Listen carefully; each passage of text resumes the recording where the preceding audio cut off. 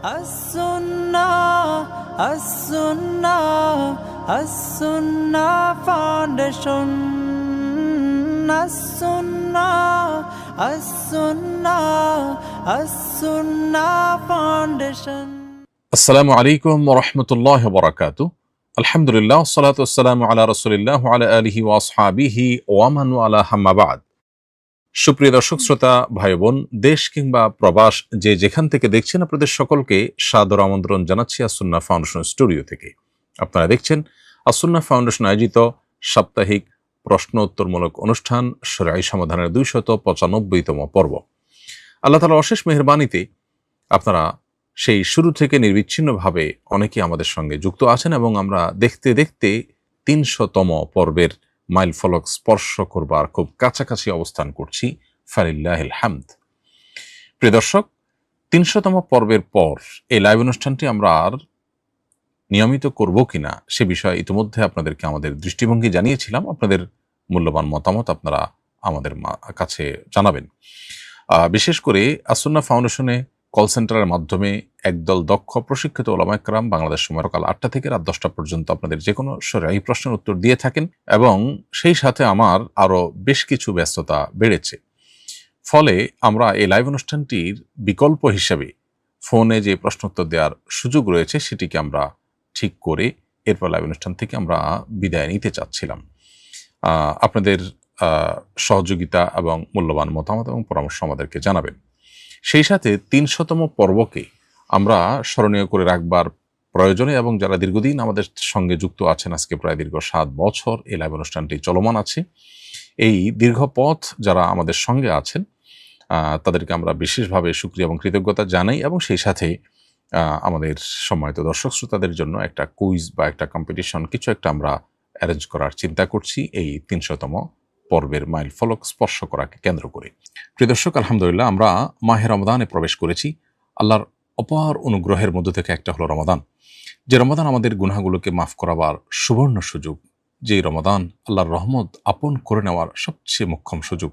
জীবনে আবারও এই সুযোগ আমরা পেয়েছি। আসুন এই সুযোগের সর্বোচ্চ সদ্ব্যবহার করি, প্রতিটা মুহূর্তকে সঠিকভাবে কাজে লাগাবার চেষ্টা করি, সকল গুনাহ থেকে বেঁচে থাকার জন্য সংগ্রাম করি এবং আমল দিয়ে পুরো রমাদানকে সাজাবার জন্য সর্বোচ্চ চেষ্টা করি। আল্লাহ তাআলা আমাদের সবাইকে সে তৌফিক দান করুন। সেই সাথে আরেকটি গুরুত্বপূর্ণ ঘোষণা আমাদেরকে দিয়ে রাখি, সেটা হলো রমাদান মাস যেহেতু শুরু হয়েছে এবং রমাদান মাসে আমরা কন্টিনিউ করব না, কারণ রমাদান মাস ব্যক্তিগত আমল ইবাদতের মাস। প্রচুর পরিমাণ আমল ইবাদতের জন্য আমাদের সময় বের করতে হয় এবং একান্ত কারোর জানার বিষয় থাকলে সেটি আস-সুন্নাহ ফাউন্ডেশনের কল সেন্টারে ফোন করে জানবার সুযোগ রয়েছে। সেজন্য আমরা লাইভ অনুষ্ঠানটি রমাদানে আর কন্টিনিউ করব না। আজকে আমরা প্রথম রমাদানের জুমাবার হিসাবে লাইভ অনুষ্ঠানে আপনাদের সঙ্গে সংযুক্ত হয়েছি এবং ইনশাআল্লাহ বিইذনিল্লাহ রমাদানের পরে আবার আমরা কন্টিনিউ করার চেষ্টা করব আপনাদের সাথে এই অনুষ্ঠানে। বিধায় আপনাদের সর্বাত্মক সহযোগিতা এখানে প্রয়োজন আমাদের। সেই সাথে রমাদানে আপনাদের কোনো প্রয়োজন হলে আমাদের ওয়েবসাইটে কিংবা কল সেন্টারে ফোন করে আপনাদের প্রশ্ন উত্তর জেনে নিতে পারবেন। চলুন তাহলে আর বিলম্ব না করে ইতিমধ্যে যে সমস্ত প্রশ্ন চলে এসেছে আমাদের কাছে সেগুলোর উত্তর দেওয়ার পালায় প্রবেশ করি। আমি শুরুতে দেখতে পাচ্ছি একজন লিখেছেন, আমার স্ত্রীর 2 ভরি স্বর্ণ আছে, আমি যাকাত থেকে বাঁচার জন্য আমার নাবালক 2 ছেলেকে দিয়ে দিতে চাচ্ছি, দিতে পারবো কিনা? প্রথম কথা হলো, 2 ভরি স্বর্ণ থাকলে সেটার যাকাত কিন্তু আসে না। অর্থাৎ শুধু 2 ভরি স্বর্ণ যদি কারোর থাকে তাহলে সেক্ষেত্রে সেটা যাকাতযোগ্য সম্পদের মধ্যে গণ্য হয় না।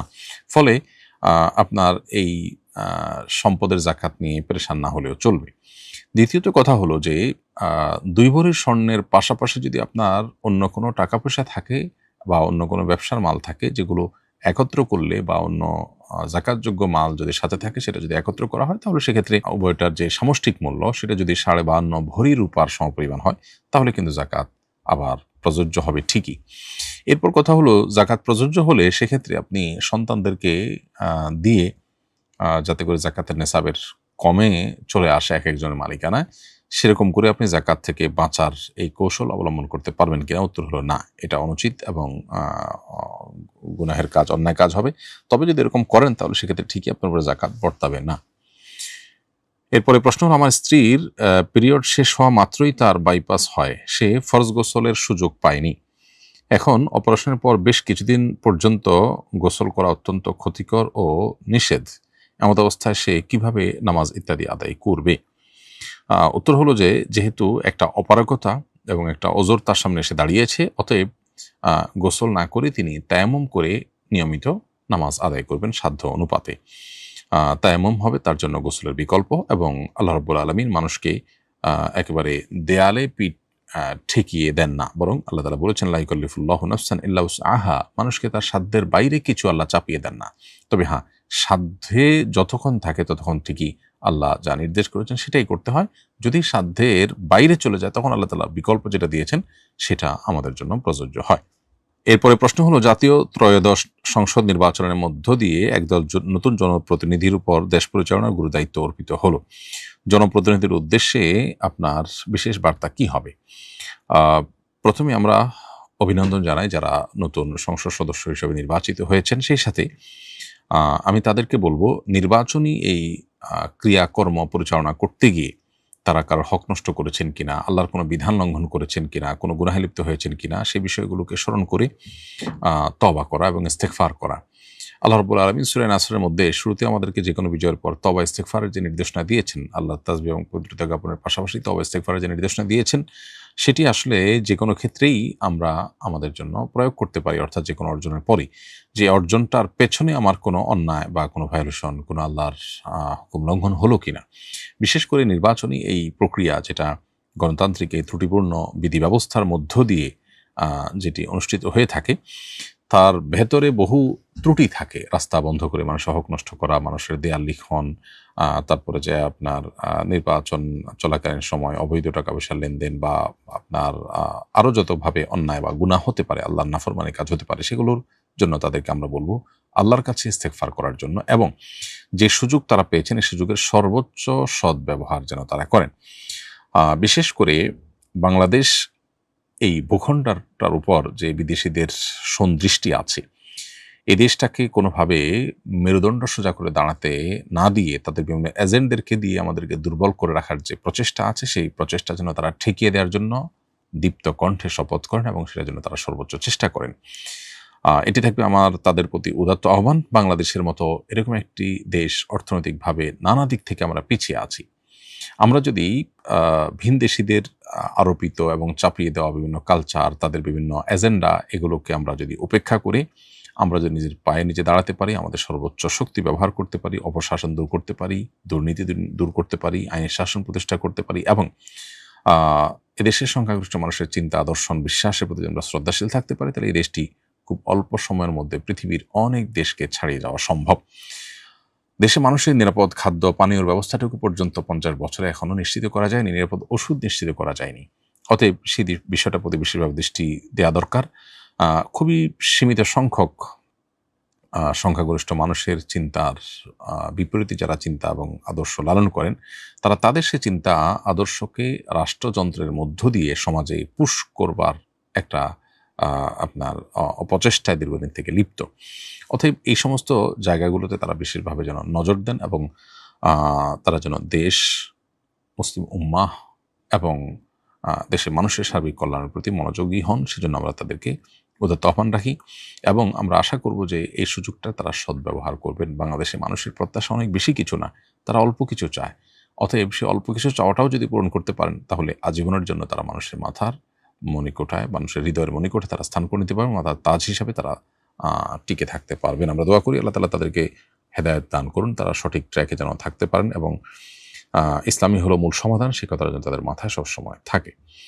বড় মসজিদে সুতরা ছাড়া মুসল্লি কত দূর দিয়ে যেতে পারবে?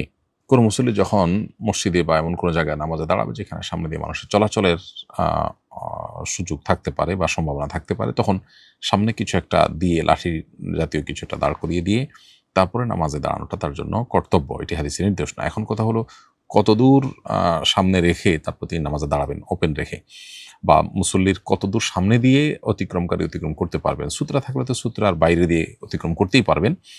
আর যদি সূত্রা বা লাঠি জাতীয় কিছু দাঁড় করিয়ে না রাখেন মুসল্লি, তাহলে কতদূর সামনে দিয়ে যেতে পারেন? তার উত্তর হলো, মূলত উদ্দেশ্য যেহেতু নামাজি ব্যক্তির মনোযোগ নষ্ট না হওয়া, অতএব তিনি নামাজে স্বাভাবিকভাবে সেজদার এরিয়ার মধ্যে তার নজর থাকার কথা। এটুকুর মধ্যে নজর রাখলে যতটুকু তার নজর যায়, সেজদার বাইরে আরও এক কাতার পর্যন্ত সাধারণত নজর যায়। অতএব 2 কাতার পর থেকে অতিক্রম করলে সেটা ইনশাআল্লাহ গুনাহ হবে না।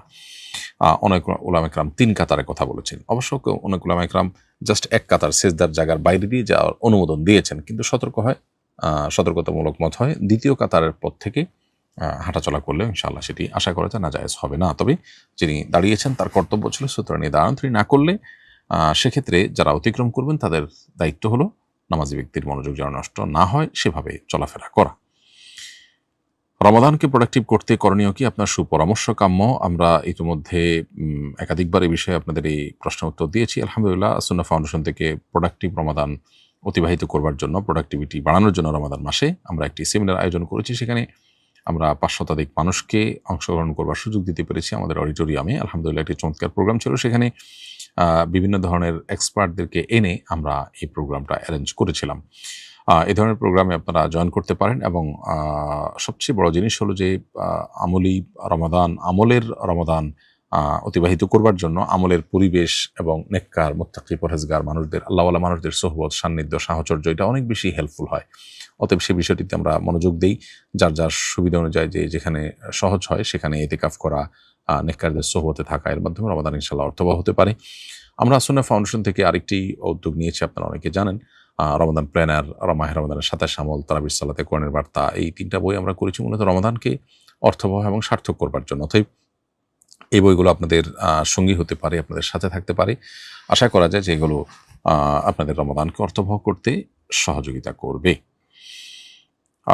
এরপরে আমি যে প্রশ্নটি দেখতে পাচ্ছি সেটা হলো, একজন প্রতারণা করে আমাকে জাল নোট দিয়েছে, আমি কি না জানিয়ে তা দিয়ে কারোর সাথে লেনদেন করতে পারবো?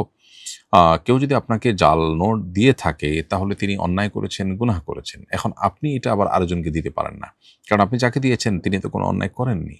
যে আপনাকে দিয়েছে আপনি তাকে যদি আবার দেন তাহলে সেটা জায়েজ হতে পারে, কিন্তু যে আপনাকে দেয়নি এরকম একটা মানুষকে আপনি দিলেন তাহলে তার তো কোনো দোষ নেই। একজনের দোষ তো আরেকজনের ঘাড়ে আপনি চাপাতে পারেন না, তো এই জন্য এটা জায়েজ হবে না।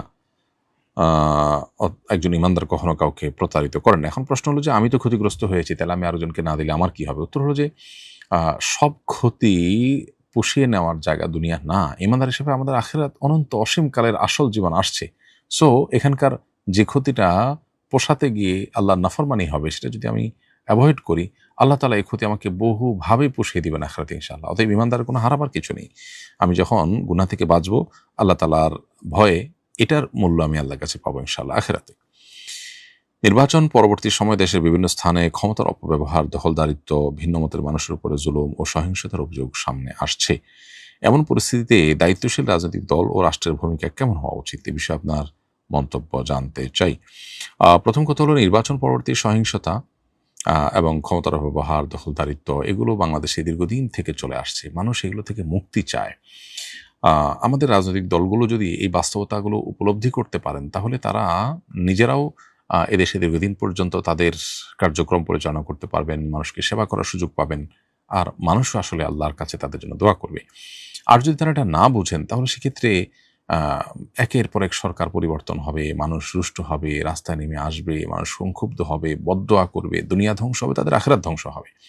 বিধায় আমি আশা করব যে আমাদের রাজনৈতিক দলগুলো এই বিষয়গুলোকে অনুধাবন করার চেষ্টা করবেন এবং তাদের বিশেষ করে ক্ষমতাসীনদের দায়িত্বটা এখানে বেশি। তারা তাদের নেতা কর্মীদেরকে সর্বোচ্চ কন্ট্রোল করবেন। বাংলাদেশের মানুষ আসলে একটি সুন্দর পরিবেশ চায়। দীর্ঘদিন পর্যন্ত অপশাসন, জুলুম, স্বেচ্ছাচারী মনোভাব এবং যা খুশি তা করা, সাধারণ মানুষকে গোলামের মতো আচরণ করা, আর ক্ষমতাসীনরা নিজেদেরকে মালিকের মতো ট্রিট করা, এই আচরণটা দেখতে দেখতে মানুষ অতিষ্ঠ আসলে, এবং মানুষ এগুলো থেকে মুক্তি চায়। অতএব মানুষের চাওয়ার বিপরীতে গিয়ে খুব বেশি দিন আসলে টেকা যায় না। অতএব আমি আশা করব যে আমাদের দায়িত্বশীলরা তারা এই বিষয়গুলোকে বিবেচনা করবেন এবং জনগণের পালস বোঝার চেষ্টা করবেন। 2026-এর পৃথিবীর মানুষ এখন অনেক সচেতন, এখন কোনো কিছু আর লুকোছাপা আসলে দেওয়া সম্ভব নয়। আল্লাহ তাআলা তাদেরকে হেদায়েত দান করুন, আমরা মনে প্রাণে দোয়া করি। এবং যারা জুলুম করবেন মনে রাখবেন, এই জুলুমের বিচার শুধু আখিরাতে হবে না, দুনিয়াতেই আপনি এটার জন্য সাফারার হবেন এবং আপনাকে এর মূল্য দিতে হবে, টুডে অর টুমরো। যারা ইতিপূর্বে জুলুম করেছে কেউ রক্ষা পায়নি, প্রত্যেকটা মানুষকে তার প্রাপ্য আল্লাহ তাআলা বুঝিয়ে দিয়েছেন। এজন্য আল্লাহর ওয়াস্তে জুলুম করবেন না। তাছাড়া আখিরাতে জুলুম কিন্তু বহুমুখী অন্ধকার হয়ে আসবে, নবী সাল্লাল্লাহু আলাইহি ওয়াসাল্লাম জানিয়েছেন। এর পরের প্রশ্ন হলো, ব্যক্তিগত ও প্রাতিষ্ঠানিক প্রয়োজনে আমার নানা ডিভাইস ব্যবহার করতে হয়, বিভিন্ন ওয়েব ও সোশ্যাল ব্রাউজার ব্যবহার করতে হয়, পড়াশোনা যোগাযোগের জন্য আমার ছেলেকেও ডিভাইস কিনে দিতে হয়েছে। সোশ্যাল মিডিয়া ব্যবহার করলে চোখের জেনা এড়ানো কঠিন। এ ব্যাপারে আপনার পরামর্শ ও দিক নির্দেশনা কামনা করছি।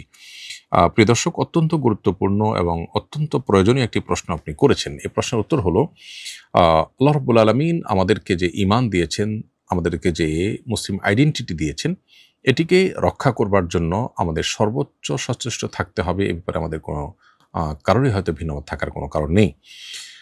আমরা অনেকেই ঈমান আমল রক্ষা করবার জন্য যতটা সচেতন অন্য সব ক্ষেত্রে, সোশ্যাল মিডিয়া এবং অনলাইনের জগতে যখন আমরা বিচরণ করি তখন আমরা নিজেদের অজান্তেই অথবা জ্ঞাতসারেই হয়তোবা আমরা গুনাহের জগৎ থেকে বেঁচে থাকতে পারি না। অন্য অনেক ক্ষেত্রে হয়তো ঈমান, আমল, তাকওয়া এগুলোকে আমরা রক্ষা করার চেষ্টা করি এবং সফলও হই অনেকটা।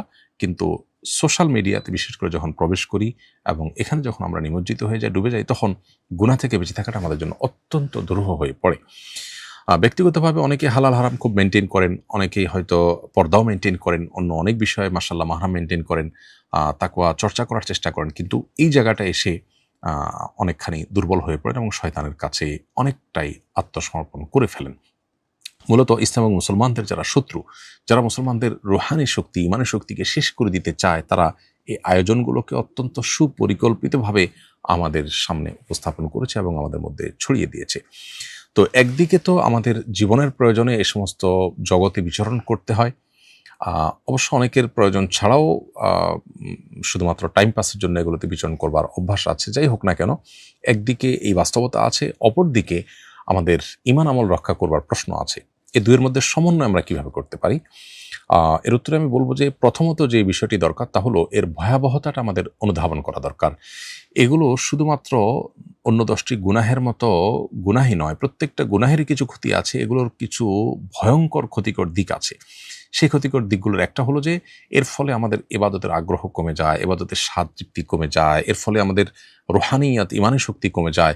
ধীরে ধীরে আমি নামকাওয়াস্তে মুসলমানে পরিণত হই। এজন্য চোখের গুনাহ, কানের গুনাহ এগুলো থেকে বাঁচার জন্য আমাদের বিশেষভাবে সচেষ্ট হতে হবে এবং এগুলোর ভয়াবহতাটা আমাদেরকে খুব ভালোভাবে আঁচ করতে হবে, অনুধাবন করার চেষ্টা করতে হবে। আমরা যখন খুব দৃঢ়ভাবে সংকল্প করব, পণ করব, শপথ করব এবং সচেষ্ট হব যে গুনাহগুলোতে আমাকে বেঁচে থাকতে হবে, তখন আল্লাহ তাআলা আমাকে বহু পথ বের করে দিবেন। আল্লাহ বলেছেন, ওয়াল্লাযীনা জাহাদু ফিনা লানাহদিয়ান্নাহুম সুবুলানা, যারা আল্লাহর রাহে আসার জন্য সংগ্রাম করেন, সর্বোচ্চ সাধনা এবং চেষ্টা করেন, আল্লাহ তাআলা তাদেরকে আল্লাহর রাহে আসার বহু পথ দেখিয়ে দেন। অতএব নিজেকে, নিজের সন্তানকে, পরিবারকে এ সমস্ত গুনাহের ভয়াবহ ক্ষতি থেকে বাঁচাবার জন্য আমাদের বহুমুখী উদ্যোগ নিতে হবে। আল্লাহর কাছে আমরা দোয়া করব, আল্লাহ যেন আমাদেরকে হেফাজত করেন। সেই সাথে এই সমস্ত জগতে বিচরণ করা একান্ত প্রয়োজন না হলে আমরা বিচরণ করবই না, এটা হলো সবচেয়ে বড় সমাধান।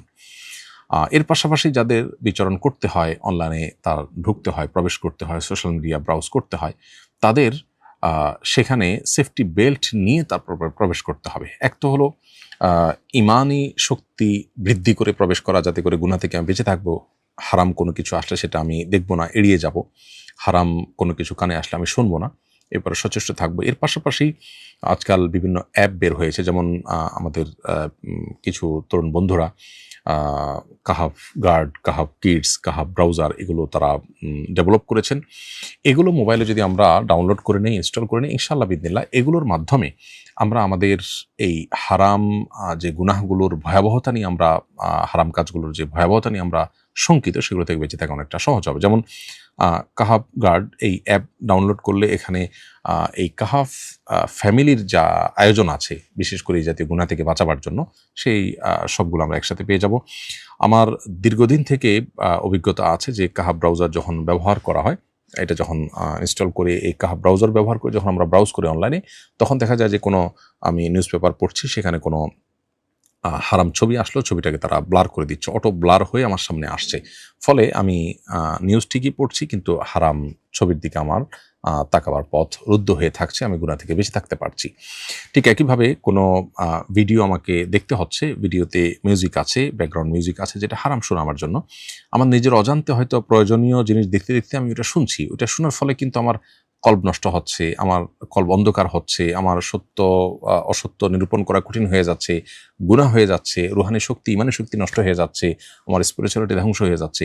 সেই জায়গা থেকে আমি যখন কাহাফ ব্রাউজার ব্যবহার করে এরকম কোনো ভিডিও দেখবো, তখন দেখা যাবে যে সেই ভিডিওর ওই হারাম যে মিউজিকটা সেটা মিউট হয়ে আসছে আমার কাছে। ঠিক একইভাবে বাচ্চাদের যে ডিভাইসগুলো আমরা দিচ্ছি সেখানে যদি কাহাফ কিডস এটা ইনস্টল করে দেই, তখন দেখা যাবে যে সে বাচ্চা যখন ওই ডিভাইস ব্যবহার করে কোনো কিছু দেখছে, তখন তার ইমান আমলের জন্য হার্মফুল যা আছে সেই জিনিসগুলো তার সামনে ব্লার হয়ে আসবে বা মিউট হয়ে আসবে বা সেগুলো ব্লক হয়ে আসবে, সে চাইলে সেগুলো ওপেন করতে পারবে না। ফলশ্রুতিতে একদিকে বাচ্চাদের ইমান আমল হেফাজত হলো, আমাদের ইমান আমল হেফাজত হলো, অপরদিকে আমাদের কাজটা যেটা করা দরকার সেটাও হয়ে গেল। এটা একটা উদ্যোগ। এর বাইরে আরও নানা উদ্যোগ থাকতে পারে, এর চেয়ে কার্যকর কোনো উদ্যোগও থাকতে পারে। যদি থাকে আমাকে সেই চেষ্টা করতে হবে। গুনাহ থেকে বেঁচে থাকাটা আমার জন্য ফরজ। কিভাবে বাঁচবো সেটা আমার ব্যাপার, আমাকে খুঁজে বের করতে হবে।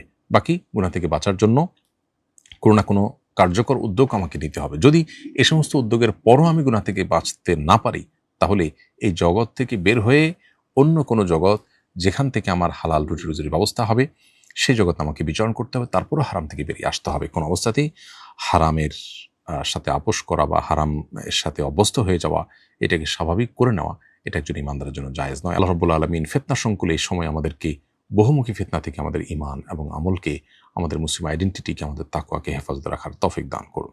এরপরে প্রশ্ন হলো, ভোট দিতে গেলে হাতে অমোছনীয় কালি লাগানো হয়, এই কালি প্রায় 2 দিন ছিল, এই সময়ের ওযু কি শুদ্ধ হয়েছে? না হয়ে থাকলে এখন করণীয় কি? ভোট দেওয়ার পর যে হাতে কালি লাগানো হয়, এই কালিটা এমন কালি নয় যেটা আমাদের ত্বক বা চামড়ার উপরে আলাদা কোনো আবরণ তৈরি করে ফেলে, যার ফলে পানি ত্বকে পৌঁছায় না। এটা এরকম কালি না। যার কারণে এই কালি হাতে থাকা অবস্থায় অজু বা গোসল করলে সে অজু গোসল হয়ে যাবে এবং এই কালি তোলা ছাড়াও অজু গোসল করে আমরা সালাত আদায় করতে পারবো। অতএব আপনি 2 দিন যাবৎ এই কালি নিয়ে যে অজু গোসল করে সালাত আদায় করেছেন, নামাজ পড়েছেন, সেটি হয়েছে, এটা নিয়ে আপনার দুশ্চিন্তা করবার কোনো কারণ নেই। এরপরে প্রশ্ন হলো, আমি কোরআন হিফজ করেছি, কিন্তু পিরিয়ডের সময় কয়েকদিন তেলাওয়াত করতে না পারায় হিফজের অনেক ক্ষতি হয়। এমত অবস্থায় বিশেষ প্রয়োজনে কি কোরআন তেলাওয়াত করা যাবে? এ বিষয়টি আমরা এর আগে বারবার উত্তর দিয়েছি এবং বলেছি যে সংখ্যাগরিষ্ঠ ওলামা ইকরাম এবং ইমামদের মতে পিরিয়ড চলাকালীন সময়ে মেয়েরা কোরআন তেলাওয়াত করবেন না। যদিও এ বিষয়ে ইবনে তাইমিয়া রাহিমাহুল্লাহ সহ বর্তমান আরব ওলামা ইকরাম এবং পূর্বসূরি কোনো কোনো ওলামা ইকরামের মত হলো যে পিরিয়ড চলাকালীন সময় মেয়েরা কোরআন তেলাওয়াত করতে পারবেন। উভয় মতের সপক্ষে দলিল, যুক্তি, প্রমাণ, তথ্য উপাত্ত আছে। আমরা সেটা ডিটেলে না গিয়ে সংক্ষেপে বলতে চাই, সংখ্যাগরিষ্ঠ ওলামাদের মত অনুযায়ী যেহেতু পিরিয়ড চলাকালীন সময় কোরআন তেলাওয়াত করা যায় না, অতএব আপনার হিফজ ধরে রাখার প্রয়োজনে আপনি বিভিন্নভাবে চেষ্টা করতে পারেন। যেমন আপনি কোরআনে কারিমের দেখে দেখে মনে মনে তেলাওয়াত করলেন এবং দেখে দেখে মনে মনে তেলাওয়াত করার মধ্য দিয়ে স্পর্শ করা ছাড়া অন্য কারো সহযোগিতা বা অন্য কোনো কিছু দিয়ে ধরে আপনি তেলাওয়াত মুখে উচ্চারণ করা ছাড়া মনে মনে পড়ে মুখস্থ রাখার চেষ্টা করলেন, অথবা তেলাওয়াত শুনলেন। একটা ভালো বিকল্প হতে পারে। তেলাওয়াত শুনলে কিন্তু পড়ার মতো কাজ হয়। একান্ত সেটাও যদি আপনার জন্য কার্যকর না হয়, তাহলে সেক্ষেত্রে ভেঙে ভেঙে পড়তে পারবেন। এটার অনুমোদন অনেক ওলামা ইকরাম দিয়েছেন। আর সৌদি আরব ওলামা ইকরামের মতে এটি মাসিক অবস্থা করা যাবে, কারণ ওনাদের বক্তব্য হলো যে বেশিরভাগ হাদিস যেগুলোর আলোকে জমহুর ওলামা ইকরাম বা সংখ্যাগরিষ্ঠ ওলামা ইকরাম পিরিয়ড চলাকালীন সময় কোরআন তেলাওয়াত করতে নিষেধ করেন মেয়েদেরকে, সেগুলোতে মূলত গোসল ফরজ অবস্থায় কোরআন তেলাওয়াত করতে নিষেধাজ্ঞার কথা বলা হয়েছে, মাসিকের কথা আলাদা করে বলা হয়নি। এদিকে যে সমস্ত ওলামা ইকরাম মাসিক অবস্থায় কোরআন তেলাওয়াত নিষেধ করেন, তারা বলেন যে গোসল ফরজ অবস্থায় যেহেতু কোরআন তেলাওয়াত করতে নিষেধ করা হয়েছে হাদিসে, আর মাসিকরত অবস্থায় মানুষের গোসল ফরজ থাকে বিধায় এই বিধান সেখানে স্বয়ংক্রিয়ভাবেই প্রযোজ্য হয়। এরপরে প্রশ্ন হলো, আমার স্ত্রীর 1.5 ভরি স্বর্ণ ও আমার কাছে 1.5 লক্ষ টাকা আছে, এছাড়া আমাদের কাছে অন্য কোনো ব্যবসায়িক সম্পদ নেই, এখন কি আমাদের উপর জাকাত আসবে? উত্তর হলো, আপনার যেহেতু 1.5 ভরি স্বর্ণ, আপনার স্ত্রী যেহেতু 1.5 ভরি স্বর্ণ, আপনার 1.5 লক্ষ টাকা আছে, আপনার স্ত্রীর যে 1.5 ভরি স্বর্ণ সেটা দিয়ে তো জাকাত আসে না। শুধু 1.5 ভরি স্বর্ণ তো জাকাত আসে না। যদি স্বর্ণের সাথে টাকা থাকতো জাকাত আসতো। টাকাটা তো ওনার না, আপনার, অতএব টাকা ওখানে কাউন্ট হবে না। আপনার যে টাকা আছে সে টাকা দিয়ে এখন বর্তমান যে আপনার রূপার মূল্য, সেই হিসাবে বর্তমান বাজার দর অনুযায়ী 52.5 ভরি রূপা কেনার মতো টাকা আপনার না থাকা আপনার উপর জাকাত আসবে না। অতএব স্বামী স্ত্রীর দুজনের টাকা একত্র করলে জাকাত আসার মতো সম্পদ হয়, এটা যদি হয় তাহলে সেক্ষেত্রে সেটা একত্র করে জাকাত দিতে হবে না, কারণ প্রত্যেকের হিসেব আলাদা আলাদা। এরপরে প্রশ্ন হলো, আমার ভাইয়েরা এক সংসারে থাকেন, ভাইদের উপার্জনের সংসার চলে। আমি বাড়িতে গেলে মা ভাইদের অগোচরে আমার বাড়ির বিভিন্ন শস্য খাদ্যদ্রব্য আমার মা ভাইদের অগোচরে আমাকে বাড়ির বিভিন্ন শস্য খাদ্যদ্রব্য দিয়ে দেন। এটা কি আমি নিতে পারবো? আপনার মা যদি আপনাকে খাদ্যদ্রব্য শস্য এগুলো তার যে খাদ্যদ্রব্য শস্য সেগুলো থেকে দেন, তো সেটা দিতে পারেন, কোনো অসুবিধা নেই।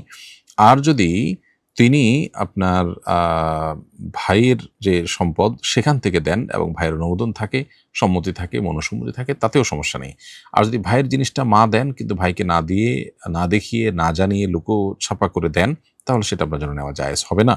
আর মা নিজের সম্পদ থেকে দিলে অন্য সন্তানদেরও সমান হারে দেওয়াটা উত্তম বা দেওয়াটা উচিত, বিশেষ করে যদি আপনাকে দেওয়ার বিশেষ কোনো কারণ, আলাদা করে দেওয়ার বিশেষ কোনো কারণ না থাকে। যেমন এক সন্তান গরিব, তো গরিব হিসাবে তাকে একটু বিশেষভাবে দেওয়া হয়, অন্যদের দরকার হয় না তাদেরকে দেওয়া হয় না, এটা জায়েজ আছে, কোনো অসুবিধা নেই। আমার মা রমজানে 5টি জালালি খতম করবেন বলে নিয়ত করেছেন, খতমে জালালির বিধান কি? কোরআন এবং হাদিসে খতমে জালালি বলতে কোনো খতমের আলাদা কোনো বিধান নাই। অতএব আপনার মা এরকম নিয়ত করলে সে নিয়ত পুরা করারও কোনো আবশ্যকীয়তা নেই। মনে রাখবেন, রমাদান মাসে করার মতো সুন্নাহসম্মত বহু আমল আছে। আমরা কোরআনে কারীম তেলাওয়াত করব, করে শেষ করব, একবার পড়ে শেষ করে দ্বিতীয়বার খতম করব, শেষ করব, তৃতীয়বার করব, এভাবে আমরা করতে পারি। রমাদান মাসে করার মতো যে সমস্ত আমলগুলো আছে সেগুলোতে আমাদের মনোযোগ দেওয়া উচিত। এর বাইরে আপনার কোরআন এবং সুন্নার বাইরে অন্য বিভিন্ন আমল, বনগড়া আমল, এগুলো আমাদের রমাদান কেন্দ্রিক আমলের তালিকায় থাকা উচিত না। বিধায় আপনার মায়ের এই নিয়তটা কোনো সঠিক নিয়ত না, কারণ খতমে জালালি নামক কোনো খতমের নির্দেশনা কোরআন বা হাদিসে নেই। এটি বিভিন্ন মানুষের তৈরি বিভিন্ন আমলের যে সমস্ত বই আছে সে সমস্ত বই পুস্তকে পাওয়া যায়। এরপরে প্রশ্ন হলো, আমরা তাকে ভোট দিয়ে পাশ করিয়ে এনেছি বললে শিরক হবে কিনা? উত্তর হলো না, এরকম বললে শিরক হবে না, এটা শিরক হওয়ার কোনো কারণ নয়। কালো জাদুর বিপরীতে জাদু করা কি বৈধ হবে? উত্তর হলো না, কালো জাদুর বিপরীতে জাদু করা বৈধ হবে না। বরং কেউ যদি জাদু করে তাহলে তার বিপরীতে আপনি রকিয়া করতে পারেন, ঝাড়ফুঁকের মাধ্যমে নিজে আত্মরক্ষার ব্যবস্থা গ্রহণ করতে পারেন। আর যে আপনার ক্ষতি সাধন করেছে তাকে আল্লাহর হাওলা করে দিবেন, আল্লাহ তার বিচার করবেন। আপনি নিজেই তার জন্য আবার ক্ষতি করার জন্য পাল্টা জাদুর উদ্যোগ নিতে পারেন না। এরপর প্রশ্ন করেছেন রাজীব, আমি একজন বাইক রাইডার, পেশাগত প্রয়োজনে আমাকে প্রতিদিন ভিন্ন ভিন্ন জায়গায় থাকতে হয়, ফলে এক এক দিন এক এক মসজিদে তারাবির সালাত আদায় করতে হবে। আমার প্রশ্ন হলো যে মসজিদে তারাবি পড়ি সেখানে ইমাম সাহেবকে হাদিয়া না দিলে কি তার হক নষ্ট করা হবে? অবশ্য আমার নিজ এলাকায় মসজিদের ইমাম সাহেবকে আমি নিয়মিত হাদিয়া প্রদান করি। নামাজ পড়লে ইমাম সাহেবকে হাদিয়া দিতে হবে, এটা তার প্রাপ্য হক, এরকম কোনো বিষয় না। এটা গিভ অ্যান্ড টেকের মতো বা শ্রমিক নিয়োগ দিয়ে পারিশ্রমিক দেওয়ার মতো বিষয় নয়। ইমাম সাহেবকে মসজিদ নিযুক্ত করলে ইমাম সাহেবকে বেতন দেওয়া মসজিদ কর্তৃপক্ষের দায়িত্ব। সেই হিসাবে মুক্তাদি আমরা যারা নামাজ পড়ি, আমরা ইমামের খরচ জন্য দিতে পারে, ইমামের বেতন যেন দিতে পারে, মসজিদের খরচ জন্য ব্যয় করতে পারে মসজিদ কমিটি, সেজন্য সেখানে টাকা পয়সা দেওয়া এটা আমাদের নৈতিক দায়িত্ব। কিন্তু এর মানে এই না যে এটা আবশ্যিক কোনো আমাদের জন্য দায়িত্বের মধ্যে পড়ে যেটা না দিলে আমরা গুনাহগার হব, এরকম না। স্বামী রিজিকের ভয় করেন, তাই স্ত্রী যদি স্বামীকে না জানিয়ে গর্ভধারণ করেন তবে জায়েজ হবে কিনা? উত্তর হলো জায়েজ হবে, এতে কোনো অসুবিধা নেই। কারণ যে ব্যক্তি রিজিকের ভয়ে সন্তান নিতে চাচ্ছেন না তিনি ভুল করছেন বা অন্যায়ের মধ্যে আছেন। অন্যায়ের মধ্যে থাকলে সেটার দায় তার উপর একান্তভাবে বর্তাবে এবং এটা কারণে স্বামীর আনুগত্য করতে বাধ্য নন স্ত্রী স্বামীর আনুগত্য ততদিন করবেন যতদিন তিনি হালাল বা আল্লাহর নির্দেশনার মধ্যে থাকেন। যদি কোনো হারাম কাজের নির্দেশনা দেন তিনি সেটি মানতে স্ত্রী বাধ্য নন।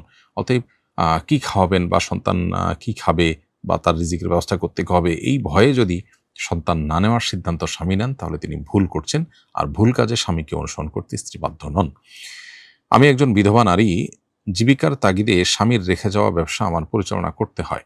আমার সকল স্টাফ পুরুষ, রোজার মধ্যেও প্রায় সবার সাথে আমার কথা বলতে হয়, এতে কি আমার রোজা মাকরুহ হওয়ার সম্ভাবনা আছে? উত্তর হলো, একান্ত প্রয়োজন হলে একজন নারী তিনি অন্য পুরুষদের সাথে কথা বলতে পারেন। আপনার যদি বিকল্প কোনো ব্যবস্থা না থাকে তাহলে সেক্ষেত্রে কথার মধ্যে, কণ্ঠের মধ্যে বিশেষ কোমলতা সৃষ্টি না করে ফিতনার সমস্ত বিষয়গুলোকে মাথায় রেখে আপনি প্রয়োজনীয় আলাপ আলোচনা, আজকাল তো বেশিরভাগ কাজে SMS, মেইল ইত্যাদির মাধ্যমে করা সম্ভব। যেখানে কথা বলা দরকার সেখানে কথা বললে সেটা আপনার জন্য নাজায়েজ হবে না। আপনি শরিয়ার মূলনীতিকে ফলো করে এক্ষেত্রে আপনার ব্যবসা পরিচালনা করতে পারেন এবং এর কারণে রোজার কোনো ক্ষতি হবে না ইনশাআল্লাহ তাআলা। এরপরে প্রশ্ন হলো, আকিকার জন্য একটি বকরি কিনেছি, কিন্তু আমার ভাই সেই ছাগলটা তার কাছে রেখে দিয়ে তার অন্য একটি ছাগল দিয়ে আমাকে আকিকা করতে বলেছে। এখন পরিবর্তন করলে কি আকিকায় কোনো সমস্যা হবে? উত্তর হলো না, কোনো সমস্যা হবে না। যে ছাগল কিনেছেন আকিকার নিয়ত করে, সেটা পরিবর্তন করে যদি অন্য ছাগল দিয়ে আপনি আকিকা দেন, তাতে আপনার আকিকা আদায় হয়ে যাবে এবং কোনো প্রকার অসুবিধা হবে না। আমার মা অনেক বৃদ্ধা, তিনি বর্তমানে আমেরিকায় বসবাস করেন। তিনি রোজা রাখতে পারেন না। তার রোজার ফিদিয়া দিলে কোন দেশ হিসাবে দিতে হবে? উত্তর হলো, আপনার মা যেহেতু আমেরিকায় বসবাস করছেন, তিনি যেখানে আছেন সেখানকার হিসেব করে, সেখানকার হিসাব অনুযায়ী তাকে ফিদিয়া দিতে হবে। ফিদিয়াটা পৃথিবীর যে কোনো প্রান্তে তিনি দেওয়ার ব্যবস্থা করতে পারেন, কিন্তু তার ফিদিয়ার হিসাব হবে তিনি যে দেশে আছেন সেই দেশের হিসেবে, কারণ সেখানে তিনি খাওয়া দাওয়া করছেন, সেখানকার জীবনযাপন করছেন, অতএব সেই হিসাবে তার উপরে ফিদিয়া বর্তাবে। জনৈক রাজনীতিবিদ তার বাচ্চাকে পড়াতে বলেছে, কিন্তু তার মূল উপার্জন ভূমি দখল, চাঁদা ইত্যাদি। তার বাচ্চাদের পড়িয়ে বেতন নেওয়া জায়েজ হবে কি না? উত্তর হলো যে তার মূল উপার্জন আপনি বলছেন হারাম টাকা, সেখান থেকে। আর এর বাইরে যদি তার আরো হালাল উপার্জন থাকে, তাহলে সেক্ষেত্রে বাচ্চা পড়ানো জায়েজ হবে। কিন্তু যদি এরকম মানুষের হক নষ্ট করে আনা টাকা দিয়ে আপনাকে বেতন দিচ্ছে, এটি আপনি নিশ্চিত হন, জানেন যে এটাই তার টাকা, অন্য কোনো টাকা নেয় বা এটাই দিচ্ছে সে, তাহলে আপনার জন্য আসলে এটা জায়েজ হবে না। আর যিনি বাচ্চা পড়াচ্ছেন, তার কর্তব্য হলো বাচ্চাকে পড়ানোর বিনিময় হোক, অন্য কোনো কাজের বিনিময় হোক, হারাম টাকা থেকে না দিয়ে হালাল টাকা থেকে দেওয়া তার কর্তব্য। বাট আপনি যদি জানেন যে তার কোনো হালাল টাকা নাই, অথবা যা দিচ্ছে সেটা হারাম টাকায় ঘুরে ফিরে বা প্রবল সম্ভাবনা হয়, তাহলে আপনার জন্য এটা জায়েজ হবে না বা এখানে বাচ্চা পড়ানো। রমজান মাসে কবরের আযাব বন্ধ থাকে, এই কথাটা কি সঠিক? এটার উত্তরের আগে আমরা দিয়েছি একাধিকবার সম্ভবত। রমজান মাসে কবর আযাব বন্ধ থাকার বিষয়টি কোনো বিশুদ্ধ হাদিস দ্বারা প্রমাণিত নয়। অনেকেই মনে করে থাকেন যে রমজানের শুরুতে কবর আযাব বন্ধ হয়ে যায়, রমজান শেষ হলে আবার চালু হয়। এ মর্মে যে সমস্ত বর্ণনা পাওয়া যায়, এগুলো কোনোটাই বিশুদ্ধতার মানদণ্ডে উত্তীর্ণ নয় বা সহিহ কোনো হাদিস দ্বারা এটি সাব্যস্ত নয়। পর্নোগ্রাফি না দেখলে স্ত্রী সহবাসে আগ্রহ হয় না, তার জন্য কি পর্নোগ্রাফি দেখা বৈধ হবে? উত্তর হলো না, কোনো অবস্থাতে এটি জায়েজ হতে পারে না। বরং এই পর্নোগ্রাফি দেখতে দেখতে বদ অভ্যাস এর ফলশ্রুতিতে তিনি একটা রোগ বাঁধিয়ে নিয়েছেন নিজের জন্য। অতএব এই রোগ থেকে উত্তরণের জন্য তিনি হালাল পথে চেষ্টা করবেন, হালাল উপায়ে তিনি চেষ্টা করবেন, কাউন্সিলরের কাছে যাবেন, অন্য কোনো উপায় তিনি অবলম্বন করবেন, সাইকোলজিস্টের কাছে তিনি যেতে পারেন, তাদের শরণাপন্ন হতে পারেন। ইনশাআল্লাহ বিদিনিল্লাহ সেগুলো তাকে হেল্প করবে। আর যদি পর্নোগ্রাফি ছাড়া অন্য কোনো উপায় তার স্ত্রী সহবাস করবার কোনো আগ্রহ তৈরি না হয়, তারপরেও তার জন্য পর্নোগ্রাফি দেখা জায়েজ হবে না। এরপরে প্রশ্ন হলো, আমি একেবারেই আরবি পড়তে পারি না। সম্প্রতি আপনার ভেরিফাইড ফেসবুক পেজে কোরআন শেখার কোর্স চালু হবে দেখেছিলাম, কবে চালু হবে এবং এই কোর্স থেকে আমি কিভাবে কোরআন শিখে ফেলতে পারবো? ধন্যবাদ প্রিয় দর্শক, খুবই গুরুত্বপূর্ণ প্রশ্ন আপনি করেছেন। কোরআনে কারীম শেখা আমাদের প্রত্যেক ইমানদারের জন্য কর্তব্য। আমাদের উচিত আল্লাহর কালামকে বিশুদ্ধ রূপে তেলাওয়াত করতে শেখা। বিশেষ করে কোরআনে যতটুকু পড়তে হয় ততটুকু শেখা তো আমাদের উপর অবশ্য কর্তব্য। আর এমনিতেই কোরআনের হক বা কোরআনের অধিকার আমাদের কাছে, আমরা যেন কোরআনকে বিশুদ্ধ রূপে কোরআন তেলাওয়াত করতে পারি। এই বিষয়টিকে মাথায় রেখে গত 1 বছর যাবৎ আমরা চেষ্টা করছিলাম যে কিভাবে অনলাইনে সর্বস্তরের সাধারণ মানুষকে কোরআনে কারীম এর তেলাওয়াত বিশুদ্ধ রূপে শেখানো যায়। এটার জন্য আলহামদুলিল্লাহ আমরা একজন দক্ষ শিক্ষক পেয়েছি, শেখ হোসেন মাদানী হাফিজাহুল্লাহ, যিনি মদিনা ইউনিভার্সিটি পড়ুয়া এবং মসজিদে নববীর কোরআনের শিক্ষক ছিলেন, এবং সেই সাথে 7 কেরাতের সনদ নবী করিম সাল্লাল্লাহু আলাইহি ওয়াসাল্লাম পর্যন্ত তার কাছে আছে। তো এরকম একজন দক্ষ এবং বিদগ্ধ মানুষ পেয়ে আমরা তার মাধ্যমে এমন 27টি ভিডিও ডেভেলপ করেছি, তৈরি করেছি, যেগুলো দেখার পর, ভালো করে মনোযোগ দিয়ে শোনার পর, অনুসরণ করার পর আশা করা যায় আপনি কোরআনে কারীমের তেলাওয়াত বিশুদ্ধরূপে শিখতে পারবেন। ইতোমধ্যে সেগুলো আমাদের ভেরিফাইড ইউটিউব চ্যানেলে ইতোমধ্যে প্রচার করা শুরু হয়েছে। আপনি এই ভিডিওগুলো নিয়মিত দেখতে পারেন এবং ইনশাআল্লাহ আশা করছি যে এর মাধ্যমে আপনি কোরআনে কারীম বিশুদ্ধরূপে তেলাওয়াত করতে পারবেন। তবে আমি আপনাকে পরামর্শ দিব যে এর পাশাপাশি আপনার মসজিদের ইমাম, মুয়াজ্জিন বা আশপাশে ভালো কোনো হাফেজ, আলিম বা কারি থাকলে তাদের শরণাপন্ন হয়ে আপনি একটু সময় দিলে আপনি অনলাইনে যেটা শিখছেন সেটা আরও ভালো করে ঝালাই করে ফেলতে পারবেন এবং পুরোপুরি কোরআনে কারীম আপনার বিশুদ্ধরূপে তেলাওয়াত করা সম্ভবপর হবে। আমরা এই কোর্সের ভিডিওগুলোকে অত্যন্ত উন্নত মানের এডিটিংয়ের মাধ্যমে উপস্থাপন করার চেষ্টা করেছি। আশা করছি এটি আপনাদের সবার ব্যাপক উপকারে আসবে ইনশাআল্লাহ তাআলা। প্রিয় দর্শক, দেখতে দেখতে আমরা অনুষ্ঠানের ঠিক মাঝামাঝি পর্যায়ে এসে পৌঁছেছি। সময় হয়েছে বিরতিতে যাওয়ার। বিরতির পর আবারও ফিরে আসবো ইনশাআল্লাহ। আশা করি আমাদের সঙ্গেই থাকবেন ইনশাআল্লাহ। ব্যক্তি স্বাবলম্বী না হলে পরিবার এগোবে না, পরিবার না এগোলে সমাজ এগোবে না, সমাজ না এগোলে রাষ্ট্র থমকে দাঁড়াবে। তাই ব্যক্তিকে স্বাবলম্বী করে তুলতে আজ সুন্নাহ ফাউন্ডেশন স্বাবলম্বীকরণ প্রকল্প হাতে নিয়েছে কয়েক বছর আগে। এই প্রকল্পের আওতায় শুধু 2024 সালেই 2052 জনকে 30,000 টাকা মূল্যের স্বাবলম্বী উপকরণ দেওয়ার পর বেশিরভাগই ঘুরে দাঁড়িয়েছে। 2025 সালে দক্ষ দরিদ্র জনগোষ্ঠীকে 50,000 থেকে 3 লক্ষ টাকা মূলধন উপকরণ দেওয়ার কার্যক্রম ইতোমধ্যেই শুরু হয়েছে। অসহায় এই সব মানুষের ঘুরে দাঁড়ানোর গল্পে আপনিও অংশীদার হন।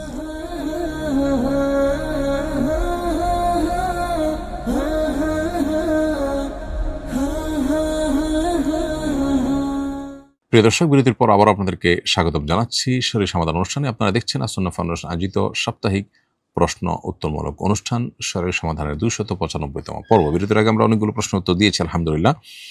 এই পর্যায়ে আমি দেখতে পাচ্ছি যে প্রশ্ন সেটি হলো, মানত করেছিলাম যে নির্দিষ্ট কাজটি হয়ে গেলে মসজিদের হুজুরকে খাওয়াবো। এখন কি হুজুরকে বাসায় এনে খাওয়াবো নাকি বাজার করে দিব?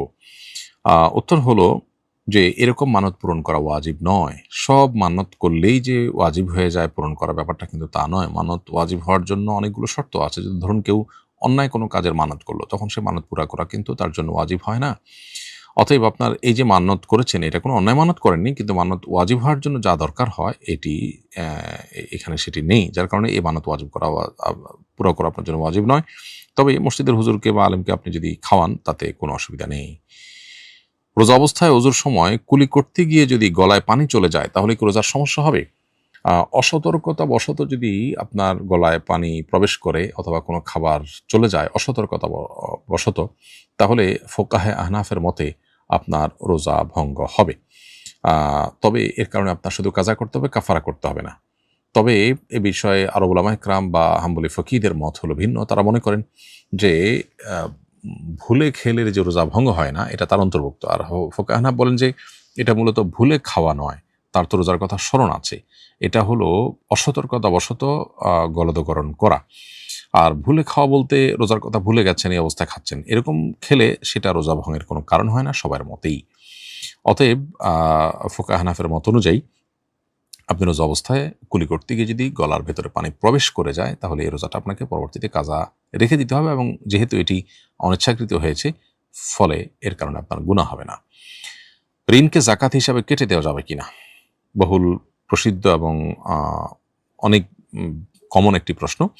এর উত্তর হলো যে ঋণ জাকাত হিসাবে কাটা যাবে না, কারণ আপনি যখন দিয়েছেন তখন ঋণ হিসাবে দিয়েছেন, তখন জাকাত হিসাবে দেননি।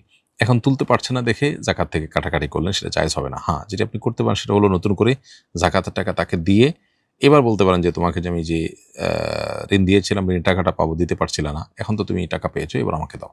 আপনি যে জাকাতের টাকা তাকে দিলেন ওইটা তার কাছ থেকে আবার ঋণ হিসাবে নিয়ে আপনি আগের টাকার যেটা সেটার জাকাত আদায় করতে পারেন। এরপরে প্রশ্ন হলো, শ্বশুরকে চিকিৎসা বাবদ জাকাতের টাকা দেওয়া যাবে কিনা? উত্তর হলো, শ্বশুর যদি অভাবগ্রস্ত হন এবং জাকাতের হকদার হন তাহলে সেক্ষেত্রে তাকে আপনি চিকিৎসা বাবদ জাকাতের টাকা থেকে দিতে পারবেন, এমনকি সংসার চালাবার জন্য দিতে পারবেন। এরপর প্রশ্ন হলো, আমার প্রায় পেশাবের রাস্তা দিয়ে ঘন কিছু একটা বের হয়, এর দ্বারা কি রোজা নষ্ট হবে? উত্তর হলো না, এর কারণে রোজা নষ্ট হবে না। পেশাবের রাস্তা যদি ঘন কোনো কিছু বের হয়, এটি যে বীর্য বের হওয়ার কারণে গোসল ফরজ হয়ে থাকে, এটি তার অন্তর্ভুক্ত নয়। আর তাছাড়া এটা আপনার ইচ্ছায় হচ্ছে না, সো এর কারণে আপনার রোজা ভঙ্গ হবে না। তবে অজু ভঙ্গ হবে, অজু ভঙ্গ হবে এবং এর ফলে আপনি পুনরায় অজু করতে হবে। আর যদি এটি তৃপ্তির সাথে খায়েশের সাথে বের হয়, হস্তমৈথুন ইত্যাদি টাইপের কোনো আচরণের কারণে, তাহলে সেক্ষেত্রে গোসল ফরজ হবে এবং রোজা ভঙ্গ হবে যদি ইচ্ছাকৃত হয়ে থাকে। আর যদি স্বপ্নদোষে হয় তাহলে গোসল ফরজ হবে ঠিকই, কিন্তু রোজা ভঙ্গ হবে না। খোলাসা কথা হলো, পেশাবের রাস্তা দিয়ে এমনিতেই কোনো আঠালো পদার্থ বের হয়েছে, এর কারণে রোজা ভঙ্গ হবে না, তবে অজু ভঙ্গ হবে এবং এটি নাপাক, কাপড় লাগলে নাপাক হবে, অংশটা ধুয়ে ফেলতে হবে। এরপরে প্রশ্ন করেছেন ময়না আক্তার, আপনি লিখেছেন মাসিকের প্রথম ৩-৪ দিন পর আর ব্লাড দেখা যায় না, এরপর আবার 2 দিন পর হালকা একটু দেখা যায়, আবার কোনো কোনো সময় ব্লাড আর দেখা যায় না, এভাবে করতে করতে পুরো ৮-৯ দিন চলে যায়। প্রশ্ন হলো আমি কততম দিন থেকে পবিত্র হয়ে নামাজ রোজা রাখতে পারবো? বোন ময়না আক্তার, আপনার প্রশ্ন উত্তর হলো যে ৩-৪ দিন ব্লিডিং হওয়ার পর যদি ব্লিডিং বন্ধ হয়ে যায় তাহলে ৩-৪ দিনই আপনার মাসিক হিসাবে গণ্য হবে। আর যদি যেমনটি আপনি বলেছেন ৩-৪ দিন পর বন্ধ হয়ে আবার হয় এবং এই প্রক্রিয়া হতে হতে যদি 10 দিনের কমের মধ্যে এসে একেবারে বন্ধ হয়ে যায়, তাহলে ওই যখন একেবারে বন্ধ হয়ে গেল তখন ওই কয়দিন পর্যন্ত আপনার মাসিক হিসাবে গণ্য হবে। মাঝে যে কখনো গ্যাপ তৈরি হয়ে আবার হচ্ছে, ওই গ্যাপ তৈরি হওয়া না হতে কিছু আসবে যাবে না। আর যদি 10 দিনের বেশি হতে থাকে তাহলে আপনার 10 দিন পর্যন্ত মাসিক হবে এবং বাকিটা অসুস্থতা হিসাবে গণ্য হবে। নির্বাচিত প্রধানমন্ত্রী ও এমপিরা নিয়ম অনুযায়ী শপথ গ্রহণ করেছেন, শপথের বিপরীতে কিছু করলে শরঈ কাফারা ওয়াজিব হবে কিনা? উত্তর হলো যে এরূপ শপথ ও রক্ষা করা আবশ্যক। অতএব এই শপথ যদি ভঙ্গ করেন তাহলে সেক্ষেত্রে অবশ্যই তার উপরে কাফারা বর্তাবে। বিধায় শপথ রক্ষার ক্ষেত্রে তাদের অবশ্যই সচেষ্ট থাকতে হবে। আনিকা লিখেছেন, আমি একজন বিধবা মেয়ে, আমার স্বামী মারা যাওয়ার পর একটি অবিবাহিত ছেলে বিয়ে করেছেন, কিন্তু তার বাবা মা বিষয়টি মেনে নিচ্ছেন না।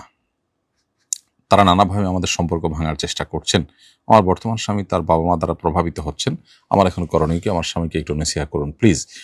বোনানিকে, আপনার স্বামীর মৃত্যুর পর যদি 4 মাস 10 দিন পার হওয়ার পর, অর্থাৎ ইদ্যত পার হওয়ার পর বিয়ে হয়ে থাকে তাহলে আপনাদের বিয়ে বিশুদ্ধ হলে সেক্ষেত্রে আপনার স্বামী মা বাবা যদি অন্যায়ভাবে তাকে আপনার সাথে সম্পর্ক ছেদ করতে বলেন বা নির্দেশ করেন, তাহলে সেক্ষেত্রে মা বাবার সে অন্যায় নির্দেশনা মানতে তিনি বাধ্য নন, বরং এক্ষেত্রে তার আল্লাহকে ভয় করা উচিত এবং সর্বোচ্চ সতর্ক থাকা উচিত। আল্লাহ তাআলা তাকে তৌফিক দান করুন, তিনি যেন এক্ষেত্রে মা বাবার অন্যায় নির্দেশের কাছে মাথা নত না করেন, সেই সাথে মা বাবার সাথে বেয়াদবি যেন না করেন। পিরিয়ড চলাকালীন সময়ে আপনার সংকলিত রমাদান প্ল্যানার নিয়মিত পড়া যাবে কিনা? উত্তর হলো হ্যাঁ, পড়া যাবে। তবে কোরআন আয়াতগুলো আপনি তেলাওয়াত করবেন না। সংখ্যাগরিষ্ঠ আমাদের মতে যদি কোরআন তেলাওয়াত করা যায় না, অতএব কোরআন আয়াতগুলো শুধু তেলাওয়াত করবেন না, স্পর্শ করবেন না। এছাড়া আপনি রমাদান প্ল্যানারের পৃষ্ঠা উল্টানো, অন্যান্য জিনিস পড়া, ফলো করা, এটা আপনি করতে পারেন, কোনো অসুবিধা নেই। কোরআনের অনুবাদও আপনি পড়তে পারেন বা ব্যাখ্যা, অন্য কোনো বই, ব্যাখ্যা জাতীয় বা দিনী বই, সেগুলো আপনি পড়তে পারেন। ঠিক একইভাবে রমাদান প্ল্যানারও আপনি পড়তে পারবেন, ফলো করতে পারবেন। আপনার নতুন বইটি কবে বের হবে? বইটির বিষয়বস্তু সম্পর্কে কি একটু ধারণা দেবেন? আলহামদুলিল্লাহ, ইতিমধ্যে আমরা সোশ্যাল মিডিয়াতে আমাদের ভেরিফাইড ফেসবুক পেজে জানিয়েছি যে বইটি দীর্ঘদিন পর্যন্ত যে বইয়ের পেছনে আমরা অক্লান্ত পরিশ্রম করেছি, মাসকে মাস এটার পেছনে কাজ করেছি, শত সহস্র পৃষ্ঠা এবং অগণিত বই পুস্তকের মধ্যে ডুবে থেকে যে বইটি প্রস্তুত করেছি, সে বইটি এখন পাঠকের হাতে তুলে দেওয়ার জন্য প্রস্তুত অনেকটা, আলহামদুলিল্লাহ। বইটির নাম আমরা আপনাদের সবার পরামর্শের ভিত্তিতে চূড়ান্ত করেছি, ঈমান জানতে, ঈমান বাঁচাতে, ঈমানের অপরিহার্য পাঠ। পৃথিবীর প্রত্যেকটা মানুষের জন্য ঈমান কেন অপরিহার্য? ঈমান শুধু আখিরাতে অনন্ত অসীমকালের জান্নাত নিশ্চিত করে তা নয়, বরং দুনিয়াতে আমাদের মানসিক প্রশান্তি কীভাবে নিশ্চিত করে সে বিষয়টাকে আমরা তুলে ধরার চেষ্টা করেছি। এছাড়া ঈমানের পরিচয়, সংজ্ঞা, ঈমান সংশ্লিষ্ট বিষয়গুলো যেমন তাওহীদ, শিরক এবং ঈমান পরিপন্থী বিষয়গুলো, কুফর, নিফাক, এগুলোর নিত্য নতুন যে বিভিন্ন কুফরের এবং নেফাকের বিভিন্ন পদ্ধতি আমরা দেখতে পাচ্ছি সেগুলো, এবং সেই সাথে নেফাকের যে সমস্ত লক্ষণগুলো আজকাল ব্যাপকভাবে সমাজে দেখা যাচ্ছে, অথচ কোরআনে সেগুলোর উপর আমাদেরকে সতর্ক করেছে, এগুলোকে আমরা এই বইয়ে মোটামুটি সন্নিবেশ করার চেষ্টা করেছি। এই বই লিখতে গিয়ে আমাকে শত শত বই যেমন পড়তে হয়েছে, হাজার হাজার পৃষ্ঠা যেমন পড়তে হয়েছে, ঠিক তেমনিভাবে মাসকে মাস এটার পেছনে আমাকে ডুবে থাকতে হয়েছে। আমি আশা করছি যে এই বইটি সর্বস্তরের সাধারণ মানুষের জন্য, বিশেষ করে ঈমানকে জানার প্রয়োজনে, ঈমানকে রক্ষা করবার প্রয়োজনে অত্যন্ত উপকার দিবে, আমি আশা করছি সেটি। আল্লাহ তাআলার কাছে দোয়া করি বইটার জন্য আল্লাহ তাআলা উপকারী করে দিন। এই বই আমরা মৌলিক কিছু কাজ করেছি, যেমন আল্লাহর 99 নাম, ঈমানের 77 শাখা এবং ঈমান ভঙ্গের যে আধুনিক যে সমস্ত কারণগুলো বর্তমান সমাজ বাস্তবতায়, সেগুলোকে আমরা এখানে মৌলিকভাবে গবেষণা করে তুলে ধরার চেষ্টা করেছি। সেই সাথে আজকের এই আধুনিক সমাজে মানুষের মধ্যে যে পরিমাণ ডিপ্রেশন, ঈমান কিভাবে সেই ডিপ্রেশন দূরে সহায়ক হতে পারে, এবং ইমানের জন্য হার্মফুল কী কী বিষয়গুলো আজকাল নতুন করে দেখা যাচ্ছে, সেই বিষয়গুলোকে আমরা তুলে ধরার চেষ্টা করেছি। আমরা মুসলমান নিজেকে দাবি করি, অথচ নেফাকের অনেক লক্ষণ আমাদের মধ্যে আছে। এরকম 20টি লক্ষণ আমরা সেখানে তুলে ধরার চেষ্টা করেছি।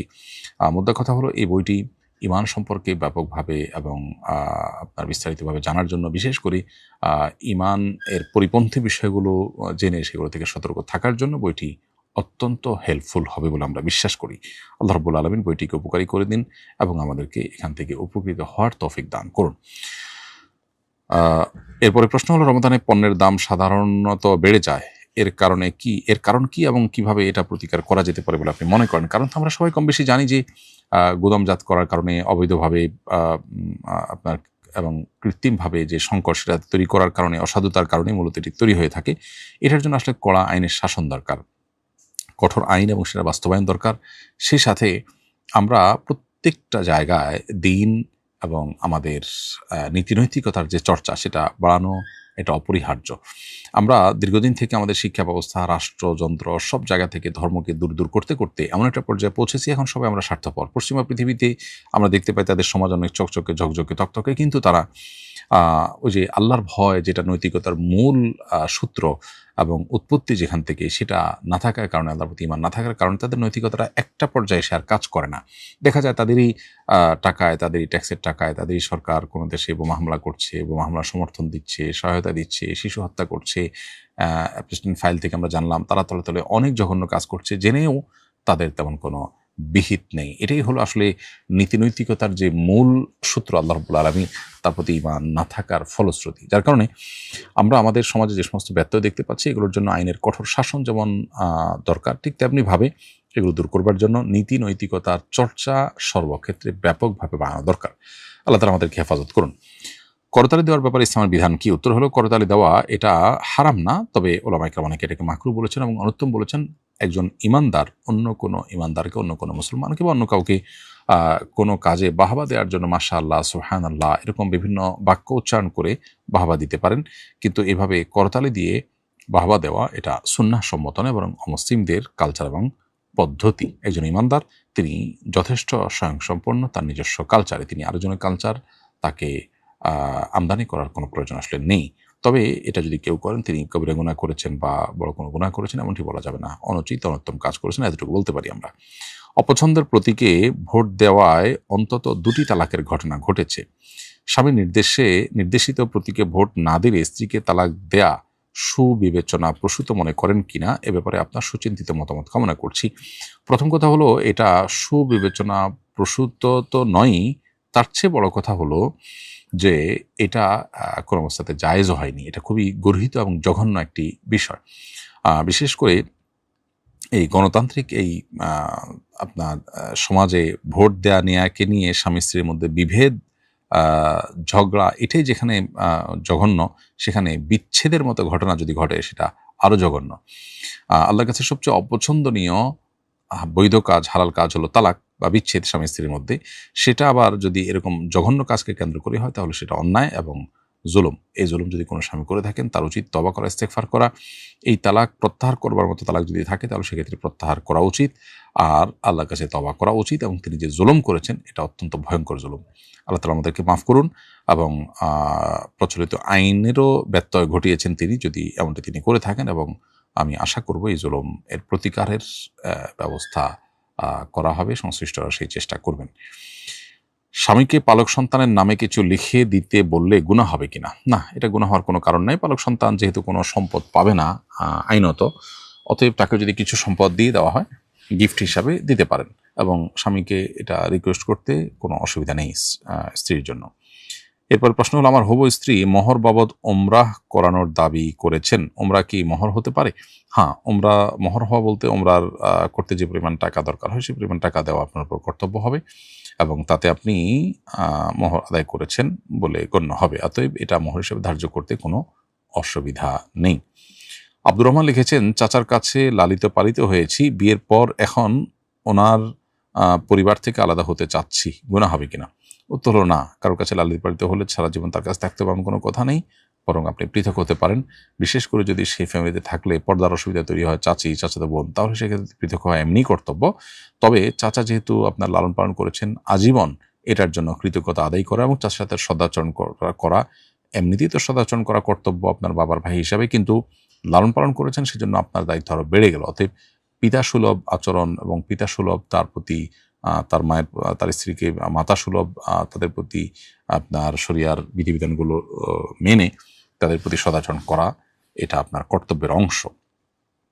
আমি সরকারি চাকরিজীবী, আমার বিভিন্ন কারণে ছুটি নেওয়ার সুযোগ থাকলেও দায়িত্বশীল অফিসাররা আমাদেরকে ছুটি দেয় না ঘুষ ছাড়া। এক্ষেত্রে তাকে ঘুষ দিয়ে ছুটি নিলে গুনাহ হবে কিনা? যদি আপনার ন্যায্য অধিকার আদায় করার জন্য ঘুষ ছাড়া কোনো উপায় খোলা না থাকে, তাহলে সেক্ষেত্রে এটি আপনার জন্য জায়েজ হতে পারে, কিন্তু যিনি গ্রহণ করছেন তিনি অবশ্যই গুনাহগার হচ্ছেন। কুড়িয়ে পাওয়া টাকার মালিক পাওয়া না গেলে জনকল্যাণমূলক খাতে ব্যয় করা যাবে কিনা? কুড়িয়ে পাওয়া টাকার মালিক যদি না পাওয়া যায়, তাহলে সেক্ষেত্রে জনকল্যাণমূলক কাজে ব্যয় করা যাবে। তবে গরিব মিসকিনকে দান করে দিলে বেশি উত্তম, এবং যে কোনো জনকল্যাণমূলক কাজে ব্যয় করলেও আদায় হবে। আর মালিককে খোঁজার সর্বোচ্চ চেষ্টা করতে হবে, বিশেষ করে যদি গুরুত্বপূর্ণ অ্যামাউন্ট হয়। না পাওয়া গেলে তাহলে সেক্ষেত্রে এটি করলে তখন জায়েজ হবে।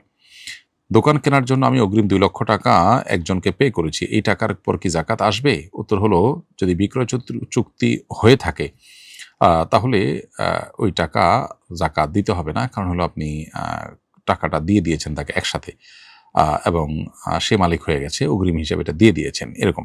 আর যদি বিক্রয় চুক্তি না হয় তাহলে সেক্ষেত্রে টাকার জাকাত আপনাকে দিয়ে যেতে হবে, কারণ এ টাকা এখনো তার মালিকানায় যায়নি যদি বিক্রি চুক্তি না হয়ে থাকে। চুক্তি বলতে লিখিত চুক্তি হওয়া জরুরি না, মৌখিক চুক্তিও হতে পারে, যে ক্রয় বিক্রয়ের অ্যামাউন্ট চূড়ান্ত হয়ে গেছে, এটা অগ্রিম দিয়েছেন, বাকিটা দিবেন অন প্রসেস আছে, তাহলে এটা জাকাত আর দিতে হবে না, কারণ এটা চুক্তি হয়ে গেছে হিসাবে গণ্য হবে। নাকের ময়লা পাক নাকি নাপাক?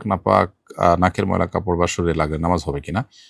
নোংরা, এটা নোংরা, এতে কোনো সন্দেহ নেই। তবে নাকের ময়লা এটা পবিত্র নয়, যেটার কারণে নাপাক হয়ে যাবে।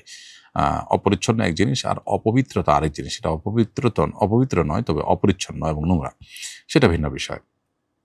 সিজদায় এক পা ভুলে হঠাৎ উঠে যায়, তৎক্ষণাৎ ঠিক করে ফেলি, নামাজ হয়েছে কিনা? উত্তর হলো হ্যাঁ, নামাজ হয়ে গেছে, কোনো অসুবিধা নেই। নবী করিম সাল্লাল্লাহু আলাইহি ওয়াসাল্লাম বলেছেন, উমিরতু আন আসজুদা আলা সাবআতি আযম, আমাকে 7টা অঙ্গের উপরে সিজদা করতে নির্দেশ করা হয়েছে। অতএব 7টা অঙ্গ, এর মধ্যে 2 পা, 2 পায়ের আঙ্গুল, 2 হাত এবং নখ, কপাল, এগুলো, এই অঙ্গগুলোর উপর সিজদা করতে নির্দেশ করা হয়েছে। এর মধ্যে কোনো একটা যদি হঠাৎ উঠে যায় এক মুহূর্তের জন্য, আবার উনি ঠিক করে ফেলেছেন, তাহলে সেক্ষেত্রে কোনো অসুবিধা নেই। তবে ইচ্ছাকৃত যদি এরকম ওঠানামা করেন, তাহলে সেটা মাকরুহ হবেন। ভুল হয়ে গেলে কোনো অসুবিধা নেই, নামাজ হয়ে গেছে। আর যদি পুরো সিজদা জুড়েই কোনো একটা অঙ্গ টাচ করেইনি, তাহলে নামাজ হবে না, বা ওয়াজিব তরক হবে, এবং সিজদা সাউ দিলে তখন নামাজ হবে। অজু ছাড়া কি তাসবিহ ধরা যাবে? উত্তর হলো ধরা যাবে। তাসবিহ ধরা বা স্পর্শ করার জন্য অজু আবশ্যক নয়। কোরআনে কারীম স্পর্শ করলে, ধরলে, তেলাওয়াত করলে, ধরে, তখন সেক্ষেত্রে অজু আবশ্যক হয়। এনআইডিতে পালক বাবার নাম ব্যবহার করা যাবে কিনা? উত্তর হলো না, এনআইডিতে পালক বাবার নাম ব্যবহার করা যাবে না, বরং জন্মদাতা পিতার নামই ব্যবহার করতে হবে। আল্লাহ তাআলা বলেছেন, উদউহুম লিআবাইহিম ওয়া আকসিতু ইনদাল্লাহ, তোমরা সন্তানকে তার জন্মদাতা বাবার দিকে সম্বোধন করবে, এটি আল্লাহর কাছে অধিক ন্যায়সঙ্গত। অতএব পালক বাবা কখনো মূল বাবা নন, তার দিকে সম্বোধন করা জায়েজ নয়। আমি নতুন নামাজি হয়েছি, পেছনে প্রায় 20 বছর নামাজ কাজা হয়েছে, কিভাবে এত নামাজ আদায় করব? মাফ পাওয়ার কোনো পদ্ধতি আছে কিনা? উত্তর হলো, নিয়মিত অল্প অল্প করে আপনি আপনার পেছনের যে নামাজগুলো আছে সেগুলো কাজা করার চেষ্টা করবেন, এবং আপনি কাউন্ট করে বের করার চেষ্টা করবেন কত বছর আপনার মূলত নামাজ পড়া হয়নি, তাতে কত বছর কাজা হয়েছে, কত ওয়াক্ত কাজা হয়েছে। আনুমানিক একটা ফিগার বের করে এই অ্যামাউন্টটা, অর্থাৎ এই ফিগারটা পড়ে, এই অঙ্কটা পড়ে শেষ করার চেষ্টা আপনি করে যাবেন। ইনশাআল্লাহ বিদিন আল্লাহর কাছে দায়মুক্ত হবেন। মুসাফির অবস্থায় মসজিদে এখন নামাজ পড়ব, ইমাম তো 4 রাকাত পড়াবে, এক্ষেত্রে আমি কি করব? মুসাফির অবস্থায় মসজিদে যখন নামাজ পড়বেন, তখন ইমাম স্থানীয় হলে ইমাম যা পড়বেন আপনিও তাই পড়বেন, এখানে আপনার জন্য কসর প্রযোজ্য না। কসর প্রযোজ্য হবে আপনি যখন একা পড়বেন কিংবা মুসাফির ইমামের পিছনে পড়বেন তখন। ছোট ভাই নেশাখোর, অত্যন্ত জঘন্য, সম্পর্ক ছিন্ন করতে চাচ্ছি, জায়েজ হবে কিনা? প্রথম কথা হলো যে স্থায়ীভাবে সম্পর্ক ছিন্ন তো করা যাবেই না, বরং তাকে সংশোধনের চেষ্টা চালাতে হবে। এবং সে নেশাখোর হওয়ার কারণে আপনি তার প্রতি ঘৃণা জন্মেছে, এটা যেমন বাস্তব, আবার একই সঙ্গে আপনার তার প্রতি মায়া করুণা জন্মানো, তাকে সংশোধন করার জন্য সচেষ্ট হওয়া, এটা আপনার কর্তব্যের অংশ। অতএব সেই চেষ্টাটা আপনাকে করে যেতে হবে। যদি এমন হয় যে সাময়িক সম্পর্ক ছেদ করলে সে আপনার সংশোধন হতে পারে, তাহলে সেক্ষেত্রে সেটা আপনি করতে পারেন। আর তার ক্ষতি থেকে বাঁচার জন্য যদি তার থেকে দূরে থাকতে হয়, সেটা ভিন্ন বিষয়, সেটা জায়েজ হবে। তারপরেও দূর থেকেও আপনি তার কল্যাণকামী হয়ে তাকে কিভাবে এই মন্দ কাজ থেকে ফেরানো যায় সেই ব্যাপারে সচেষ্ট থাকতে হবে। আমাদের বুয়ার নিকট 1,20,000 টাকা আছে, কিন্তু তিনি অত্যন্ত অভাবী। তার 15 বছরের একটি ছেলে আছে। এখন কি তাকে জাকাত দেওয়া যাবে? বর্তমানে জাকাতের সর্বনিম্ন নিসাব হলো 2,25,750 টাকা। এটা এখন 2026 সালের এই যে ফেব্রুয়ারি মাসের শেষার্ধ, এটার মধ্যে রূপার যে মূল্য সেটার অনুযায়ী। অতএব তার কাছে যে টাকা আছে সেটা কারণে তার উপরে জাকাত আবশ্যক হয় না। এখন প্রশ্ন হলো যে বুয়ার নিকট এই টাকা ছাড়া যদি আর কোনো প্রয়োজন অতিরিক্ত সম্পদ না থাকে, অথবা থাকলেও সেটার মূল্য টাকার সাথে যোগ করলেও ন্যূনতম নিসাব যে 2,25,000 টাকার কথা বলেছি এই পরিমাণ না হয়, এবং তার যা উপার্জন হয় তা দিয়ে তার সংসার চালানো কষ্টকর হয়, তাহলে তাকে আপনি জাকাত দিতে পারবেন, অন্যথায় দিতে পারবেন না। এরপরে প্রশ্ন হলো কাজা নামাজে সুন্নত আদায় করতে হবে কিনা? উত্তর হলো যে কাজা নামাজের জন্য সুন্নত আদায় করতে হবে না, তবে ফরজ নামাজ, ফজরের ফরজ নামাজ কাজা হলে তার সাথে দ্বিপ্রহরের আগে যদি আপনি কাজা করেন তাহলে সুন্নত সহ কাজা করবেন। চিকিৎসার উদ্দেশ্যে 14 দিনের জন্য ঢাকায় এসেছিলাম, এখন 10 দিন যাওয়ার পর আরও 7 দিন থাকার ইচ্ছা করি, এক্ষেত্রে কি কসর করবো না পুরো নামাজ পড়বো? উত্তর হলো এক্ষেত্রে আপনি কসর করবেন, কারণ আপনি জানতেন না যে কতদিন আপনার ঠিক থাকতে হবে। কোনো ক্ষেত্রে যদি এরকম হয় যে আপনি অল্প দিন থাকবার নিয়ত করেছেন, এরপরে আস্তে আস্তে বাড়তে বাড়তে সেটা অনেক দিন হয়ে গেছে, আপনি ঠিক জানেন না আসলে কতদিন থাকবেন, এরকম যদি হয় তাহলে সেক্ষেত্রে কসর প্রযোজ্য হয়। যেমন কেউ যদি হাজতে থাকেন এবং যে কোনো মুহূর্তে তাকে সেখান থেকে নিয়ে যাওয়া হবে মনে করা হয়, এবং যদি তার অনেক দিনও থাকা লাগে, তাহলে পুরো সময়টাতে তিনি কসর পড়বেন। আর যদি আপনি নিশ্চিত হয়ে যান যে হ্যাঁ আমি এখন থেকে 15 দিন থাকবো, তাহলে সেক্ষেত্রে আপনার জন্য পুরো নামাজ প্রযোজ্য হবে। মিজান লিখেছেন ইমামের পেছনে সামি আল্লাহু লিমান হামিদা বলতে হবে কিনা? উত্তর হলো ইমাম যখন সামি আল্লাহু লিমান হামিদা বলবেন তখন মুক্তাদি বলবেন রব্বানা লাকাল হামদ। অর্থাৎ ইমাম সামি আল্লাহু লিমান হামিদা বললে মুক্তাদিকে সেটা বলতে হবে না, বরং ইমামের সামি আল্লাহু লিমান হামিদা বলার পর ওইটা শুনে মুক্তাদি বলবেন রব্বানা লাকাল হামদ। তবে মুক্তাদি রব্বানা লাকাল হামদের আগে সামি আল্লাহু লিমান হামিদা যদি বলেন ইমামের সাথে, তাতে অসুবিধা নাই, নামাজ হয়ে যাবে। বাকি ডিউটি হলো, ইমামের ডিউটি হলো সামি আল্লাহু লিমান হামিদা বলা, আর মুক্তাদির ডিউটি হলো রব্বানা ওয়ালাকাল হামদ বা রব্বানা লাকাল হামদ পড়া। এরপরের প্রশ্ন হলো ব্যবসায় লাগানো টাকার উপর কি জাকাত আসবে? উত্তর হলো ব্যবসায় যে টাকা লাগানো হয়েছে সে টাকার উপরে জাকাত বর্তাবে, সে টাকা জাকাত দিতে হবে, এবং ব্যবসায়িক পণ্যের যে বাজার মূল্য সেটা এবং ক্যাশ টাকা এটার সমষ্টি উপরে জাকাত আসবে, অর্থাৎ উভয়টাকে একত্র করে তার উপরে জাকাত আসবে। যদি জাকাতের নেশাব স্পর্শ করে বা জাকাতের নেশাব ক্রস করে তাহলে সেক্ষেত্রে জাকাত পুরোটারই দিতে হবে। এরপরে প্রশ্ন হলো ওমরার টিকিট করার পর স্বামী মারা গেলে সফরে যেতে পারবে কি না? উত্তর হলো না, ওমরার টিকিট হয়ে গেছে, এখন না গেলে টিকিটের টাকা মাইট হবে, টিকিটের টাকা মাইট যাবে, কিন্তু আপনি সব ঠিকই পাবেন, যেহেতু স্ত্রী হিসেবে স্বামীর মৃত্যুর পর আপনার উপরে ইদ্যত ফরজ, অতএব 4 মাস 10 দিন আপনি ইদ্যত পালন করবেন, আপনার জন্য ওমরা যাওয়া জায়েজ হবে না। আর যদি ওমরা যে থাকেন তাহলে দ্রুততার সাথে ওমরা শেষ করে ফিরে এসে ইদ্যত পালন করলেও আদায় হবে। এরপরে প্রশ্ন হলো আমি ইউরোপে পড়ার জন্য গিয়েছি, আগে আমার দিনই বোধ ছিল না, তাই সিটিজেনশিপের জন্য আবেদন করেছিলাম, এখন আমার সিটিজেন এসে পড়েছে, আমার জন্য কি তা গ্রহণ করা ঠিক হবে? আমি এখানে কালচারকে ঘৃণা করি। যদি আপনি যেখানকার সিটিজেনশিপ নিয়েছেন সেখানকার সিটিজেনশিপ নিয়ে সেখানে বসবাস করে ইমান আমল রক্ষা করতে পারেন, সেরকম স্ট্রং মুসলিমদের কমিউনিটি আছে, তাহলে সেটা তো আপনি করতেই পারেন। বরং দাওয়াতি কাজের উদ্দেশ্য বিশেষ করে যদি থাকেন এবং দাওয়াতি কাজে ইনভলভ হন, ইনশাআল্লাহ সেটা আপনি করতে পারেন। তবে পরবর্তী প্রজন্মের ইমান আমল রক্ষা করা বিশেষ করে খুবই ডিফিকাল্ট হয়, সে বিষয়টি আপনাকে মাথায় রেখে সিদ্ধান্ত গ্রহণ করতে হবে। আর সিটিজেনশিপ নেওয়ার পর আপনি সেখানে থাকলেন না, অন্য কোনো ইমানের জন্য অনুকূল দেশে গেলেন, কিন্তু এই সিটিজেনশিপের কারণে আপনি বিভিন্ন বেনিফিট পেলেন, সেটা আপনি করতে পারেন, সেটা সবচেয়ে ভালো হয় আপনার জন্য। ইমান আমলও সেফ থাকলো, আবার এদিকে আপনি সুবিধাটা গ্রহণ করলে সেটি আপনার ইমানের জন্য কোনো ক্ষতিকর হলো না। এরপরে প্রশ্ন হলো আমার বাবা আমাদের ভাই বোনদের নামে জীবদ্দশায় সমস্ত সম্পদ লিখে দিয়ে গেছেন, এটা করা ঠিক হয়েছে কিনা? বাবা মূলত জীবদ্দশার সম্পদ দিলে সেটি উপহার হিসাবে গণ্য, তো উপহার হিসাবে তো দিতেই পারেন, এটা উপহার হিসাবে গণ্য হবে। পরিত্যক্ত সম্পদের বন্টন যেটা, সেটা হয় মানুষের মৃত্যুর পর, সেটা জীবদ্দশায় হয় না। জীবদ্দশায় যেটা করতে পারেন বাবা, সেটা হলো যে ওসিয়ত করে যেতে পারেন যে তোমরা কোরআন হাদিসের অনুযায়ী বন্টন করে নিবা, অন্যদেরকে বলতে পারে আপনারা বন্টন করে দিবেন কোরআন হাদিসের আলোকে। এটা হলো মৃত্যুর পরের জন্য। আর মৃত্যুর আগে যদি ভাগ করে দেন, সে ভাগ করে দেওয়াটা উপহার হিসাবে গণ্য হয়, হেবা হিসাবে গণ্য হয়। হেবা বা উপহার দেওয়ার ক্ষেত্রে সকল সন্তানকে সমানভাবে দেওয়া উচিত, এমনকি মেয়েদেরকেও ছেলেদের সমান দেওয়া উচিত। হাবিবুল বাশার আপনি লিখেছেন, আমার বয়স 25, আমি এতদিন বুঝে না বুঝে অসংখ্য মানুষের গীবত করে ফেলেছি। আলেমদের মুখে শুনি গীবতের পাপ আল্লাহ কখনো ক্ষমা করেন না। এখন যাদের গীবত করেছি তাদের কাছ থেকে ক্ষমা নেওয়া তো সম্ভব না, তাহলে আমার মুক্তির উপায় কি? উত্তর হলো, খাঁটি অন্তরে তওবা করবেন এবং আল্লাহর কাছে ক্ষমা প্রার্থনা করবেন। যাদের গীবত করে ফেলেছেন তাদের ব্যাপারে আল্লাহ রাব্বুল আলামিনের কাছে তাদের পক্ষে তাদের হয়ে দোয়া করবেন। আশা করা যায় আল্লাহ রাব্বুল আলামিন আপনার এই গুনাহ মাফ করবেন এবং আপনার প্রতি রহম করবেন। গীবত যাদের করেছেন তাদের কাছে মাপ চাইতে গেলে যদি আরও অনাকাঙ্ক্ষিত বা অপ্রত্যাশিত পরিবেশ পরিস্থিতির মুখোমুখি আপনি হবেন বলে মনে হয়, তাহলে সেটা আপনার জন্য আবশ্যক নয়। অর্থাৎ অনাকাঙ্ক্ষিত পরিস্থিতিতে পড়ে হলেও আপনি আরেকজনের কাছে মাপ চাইতে হবে। ইসলাম আপনার জন্য এরকম কোনো বাধ্যবাধকতা আরোপ করেনি। প্রিয় দর্শক, দেখতে দেখতে আমরা অনুষ্ঠানের একেবারে শেষ প্রান্তে পৌঁছে গেছি। সময় হয়েছে বিদায় নেওয়ার। ইনশাআল্লাহ বিদিনিল্লাহ পরবর্তী লাইভ অনুষ্ঠানে আপনাদের সঙ্গে আল্লাহ চাহেন তো দেখা হবে, কথা হবে। সে পর্যন্ত সবাইকে আল্লাহ তাআলা সুস্থ রাখুন, নিরাপদে রাখুন, ঈমান এবং নেক আমলের সাথে রাখুন, সেই দোয়া রব্বে কারীমের কাছে ব্যক্ত করে আজকের মতো এখানে শেষ করছি। হাদা মা ইনদি ওয়াল ইলমু ইনদাল্লাহ ওয়া জাযাকুমুল্লাহু খায়রা, ওয়াসসালামু আলাইকুম ওয়া রাহমাতুল্লাহি ওয়া বারাকাতুহু। আস-সুন্নাহ ফাউন্ডেশন, উম্মার স্বার্থে